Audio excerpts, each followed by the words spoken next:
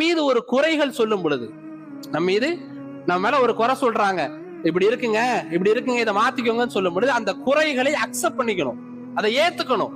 நம்ம மீது உண்மையிலே தவறு இருந்தா, உண்மையிலே குறைகள் இருந்தா அந்த குறைகளை திருத்திக் கொள்ளணும், மாத்திக்கொள்ளணும். ஆனா நம்மளை பத்தி அவதூறு பேசும் பொழுது, நம்மளை பத்தி விமர்சனங்கள் செய்யும் பொழுது, செய்யாததை செஞ்சேன்னு சொன்னாலோ பண்ணாததை பண்ணேன்னு சொன்னாலோ அவதூறுகள் விமர்சனங்களுக்கு எந்த இடத்திலும் பதில் கொடுக்கவே கூடாது. நீங்க பாருங்க, மரியம் அலைஹிஸ்ஸலாம் அவர்களை அவங்க உண்மையாதான் இருந்தாங்க, அவங்க மேல எந்த தப்பு இல்ல. ஆனா ஊரே விமர்சிச்சு, எல்லாரும் சொன்னாங்க நீ கெட்ட நடத்தை உள்ளவள், நீ அப்படி நீ இப்படி, ஊரே விமர்சிச்சாங்க. ஆனா அல்லாஹ் சொன்னா என்ன சொன்னா, நீங்க சைலண்டா இருங்க. எந்த விமர்சனங்களுக்கும் எந்த அவதூறுகளுக்கும் நீங்க பண்ணாத தப்ப பண்ணேன்னு ஒருத்தர் சொல்றாருன்னா எதுக்குமே பதில் கொடுக்க கூடாது.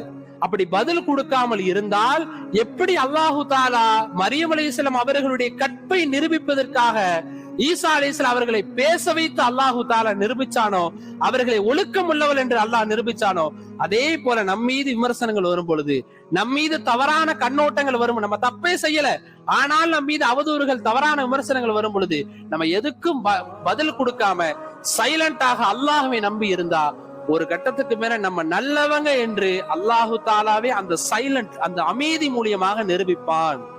அந்த அமைதி மூலமாக நிரூபிச்சு அல்லாஹ் காமிப்பான்.